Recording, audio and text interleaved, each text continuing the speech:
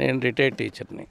So ఇప్పుడున్న government బాగుందా? Government మారితే బాగుంటుంది అనుకుంటున్నాను. ఇప్పుడున్న గవర్నమెంట్ ఉంటే రాష్ట్రం ఇంకా అధోగతి పాలవుతుంది. గవర్నమెంట్ మారితే వాళ్ళు కొంచెం జాగ్రత్తగా ఉంటారు. ఈసారి వచ్చేవాళ్ళు జాగ్రత్తగా ఉండొచ్చు. ఇప్పుడున్న గవర్నమెంట్లో ఎలాంటి వైఫల్యాలు చూసారు? వైఫల్యాలంటే ఎక్కడ రోడ్లుగా డెవలప్మెంట్ ఏది అసలు? ఇప్పుడు ప్రతిదీ కూడా పనికిరాని వాళ్ళకి డబ్బులు ఇవ్వటమే కానీ ఉపయోగం ఏముంది? డెవలప్మెంట్ లేదు, ఎక్కడ ఏ పని చేయలేదు. చిన్న చిన్న పిల్లలకి గంజాయి దొరుకుతుంది, దీనిపైన మీ అభిప్రాయం? ప్రభుత్వం అలాంటిది కాబట్టే వాళ్ళు ఎంకరేజ్ చేస్తున్నారు కాబట్టి అలాంటివన్నీ దొరుకుతున్నాయి. పెమ్మసాని చంద్రశేఖర్ గారి పైన మీ అభిప్రాయం? ఆయన కొత్తగా ఇంతకుముందు కష్టపడి సంపాదించుకున్నాడు, ఇప్పుడు సంపాదించాల్సిన అవసరం లేదు. ఇక నుంచి బాగా చేస్తాడు, చేయటానికే వచ్చాడు. ఆయన చేయాలనే ఉద్దేశంతో వచ్చారు.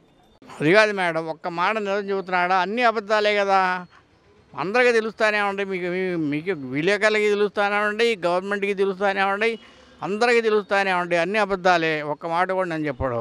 అమరావతి రాజధాని కట్టిస్తే మంచిదే, కట్టించాలి. వాడు కట్టకుండా కట్టకుండా వాడు ఇష్టమైనట్టు చేశాడు కదా.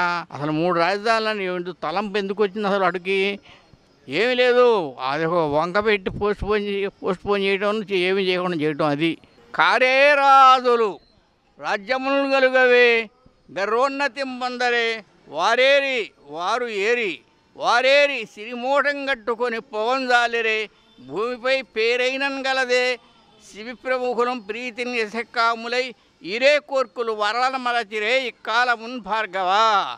ఎంతమంది వస్తూ ఉంటారు, పోతూ ఉంటారు, మరి పోయేవాడు ఉంటారు కదా. అందరూ ఎవరు ఇక్కడ శాశ్వతం కాదు కదా, పోతానే ఉంటాం. అందరం మంచి పనులు చేసిపోవాలి ఏదైనా కానీ పోయేటప్పుడు. పెమ్మసాని చంద్రశేఖర్ గారి పైన మీ అభిప్రాయం? ఆయన మంచివాడే, చంద్రశేఖరరావు గారు.